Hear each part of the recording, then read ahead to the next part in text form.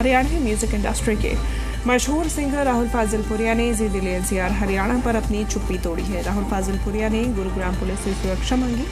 Singer का कहना है कि उन्हें और उनके परिवार को लगातार धमकियां मिल रही हैं। बेवजह मुझे बदनाम किया जा रहा है। साथ ही उन्होंने स्पष्ट किया कि उनका किसी भी आपराधिक तत्व से कोई संबंध नहीं है। सिंगर ने चुनौती देते हुए कहा कि अगर किसी को कोई शिकायत है तो वह खुलेआम सामने आए। बॉलीवुड सिंगर राहुल फाजिलपुरिया के ऊपर हमला हुआ और उस हमले के बाद पुलिस ने एक आरोपी को गिरफ्तार भी किया, लेकिन पहली बार जी मीडिया पर बात करने के लिए खुद राहुल फाजिलपुरिया हैं। राहुल जी, क्या हुआ था उस दिन, एक बार बताएंगे, क्योंकि पहली बार आप मीडिया पर आ रहे हैं।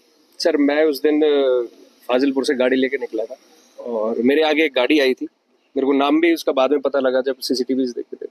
तो उसने आके साइड से निकली थी, नॉर्मली थी, लेकिन वो पीछे लोग मुड़ के देख रहे थे। तो हमें मोस्टली पता है कि फैंस देखते हैं पीछे शीशे से, तो थोड़ा सा नोटिस हुआ। तो वहाँ पे भी मेरा इतना ध्यान नहीं गया, लेकिन जब वो आगे गई, हमने लेफ्ट लिया उस रोड पे, तो उन्होंने हल्का सा टर्न किया जैसे यार दोस्त आपस में करते, तो भी मेरे ये नहीं था कि कोई इस तरीके के लोग हैं। पर जब वो उतर के आए, एक के हाथ में पिस्टल दिखाई दी, जब वो मेरी तरफ भागे, जब मेरे को एहसास हुआ तो मैंने गाड़ी अपने पीछे भगाई जितनी स्पीड में हो सकता था।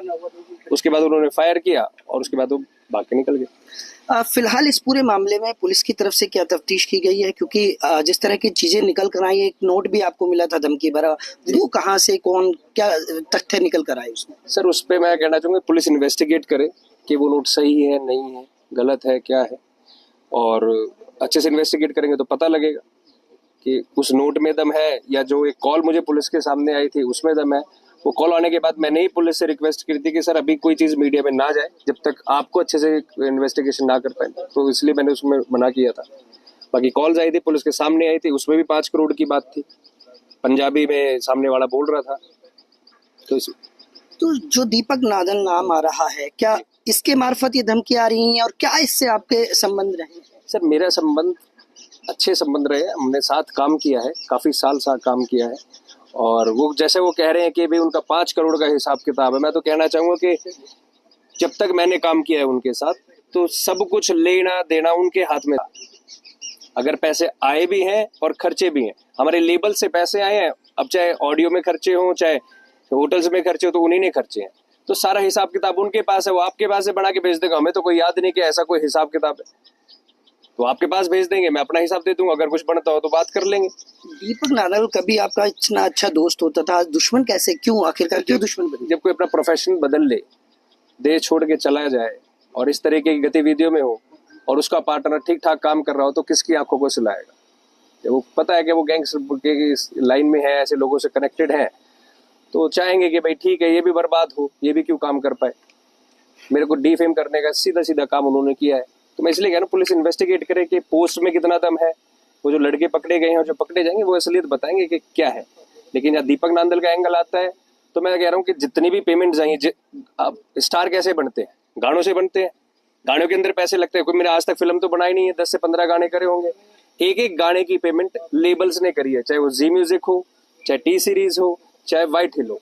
घर से पैसा लग रहा नहीं। एक जब शोज करने जाते हैं, होटल की बुक, घर से निकलते ही खर्चा इवेंट वालों का होता है। तो मैं पूछना चाहूंगा कौन सा खर्चा है, क्या है भाई? हिसाब आपके पास है, एक एक चीज का 100 से लाख तक का बना के भेज दे आपके माध्यम से।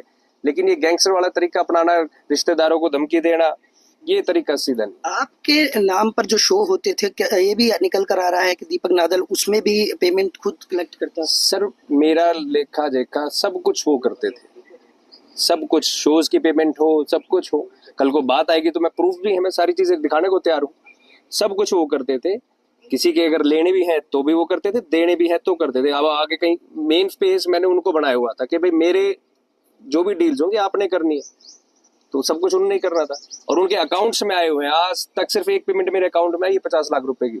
उसके अलावा मेरे अकाउंट डिटेल देख लेंगे, उनके देख लेंगे, सबूत भेज दे, बात कर ले। ऐसे हवा में थोड़ी कहते कल को मैं कह दूं भाई देवेंद्र जी ने मेरे पैसे देने हैं और गोली चलवा दूं, मैं गैंगस्टर हूं, तो ये थोड़ी किसी को परेशान करता फिरूंगा।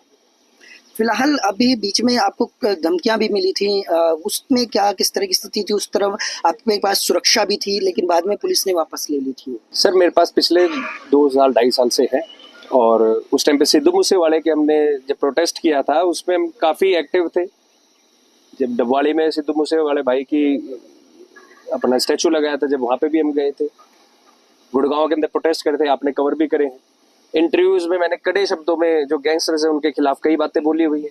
उसी के बाद से मेरे पास मेल पे, फोन पे धमकियां आई थी कि भाई तुझे सीधा करेंगे, तुम्हें बनवाएंगे बदमाश, इस तरीके के वर्ड उन्होंने यूज करके जो मेरे को धमकियां दी थी। उसके बाद पुलिस ने प्रोटेक्शन दी थी। तो फिलहाल अभी पुलिस से आपकी क्या अपील है और किस तरह की मेरी पुलिस से सीधी सी अपील है, पुलिस बिल्कुल काम कर रही है, कोऑपरेट कर रही है।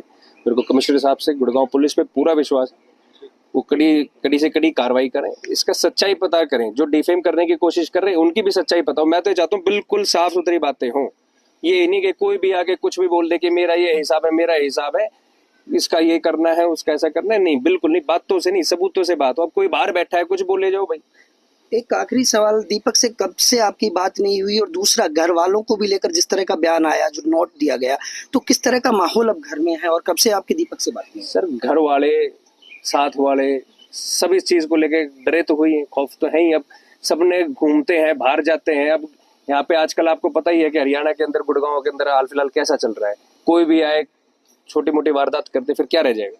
तो सबको अपना घर प्यारा है, सबको अपने साथ वाले प्यारे हैं। मैं तो पुलिस से कहूँगा सुरक्षा पे थोड़ा सा ध्यान दे। अगर आप कहते हैं कि नोट पे वो बातचीत लिखी है कि घर वालों को, रिश्तेदारों को नहीं छोड़ेंगे, तो सीरियस भी लें सब मामले को। दीपक से कब से बात नहीं? मेरे से दीपक से बात तो हुए होंगे कम से कम भी नहीं तो 2.5 से 3 साल। और नॉर्मली कभी किसी चीज को लेके बात हुई तो एक आधी बार कभी बीच में कोई मेरे को ऐसा ध्यान नहीं। बाकी जो हमारी लास्ट जो मेन बातचीत हुई थी, एक पेमेंट आई थी मेरी 50 लाख रुपए स्काई डिजिटल से, उसमें से 24 लाख रुपए भी मैंने उनमें दिए थे कि जिसका उन्होंने गाने बनाने थे। और 25 लाख 26 लाख जो बनते थे उसके मैंने 32 बुरगाना, आप लोगों ने भी देखा होगा, वो मैंने बना के दिया है उसी लेवल को। उसके बाद एक राव साहब करके बना के दिया है। उसके बाद हमारा यही गाना और यही पेमेंट ईडी में कनेक्ट हो गई। तो वो ईडी के चक्कर में भी हमारा काम रुका हुआ है। तो सारी चीजें आज भी उसके लेवल का देनदार तो मैं ही हूँ, मेरे अकाउंट में आए हैं। तो बिल्कुल राहुल फाजिलपुरिया पहली दफा इस पूरे मामले पर बोला उन्होंने और बताया कि जिस तरह से ये पूरी घटना हुई थी उसके बाद से परिवार में और तमाम जो दोस्त हैं वो भी डरे हुए हैं। लेकिन उन्होंने उन तमाम पहलुओं पर भी नजर डाली जिसमें सीधे तौर पर दीपक नादल का नाम आया था और लेन देन का जो नोट बाकायदा धमकी भरा दिया गया था। फिलहाल राहुल फाजिलपुरिया का पुलिस से भी यही अपील है कि उन्हें सुरक्षा मुहैया कराई जाए और तमाम जो आरोपी हैं उनकी जल्द से जल्द गिरफ्तारी हो। गुरुग्राम से देवेंद्र भारद्वाज, जी मीडिया।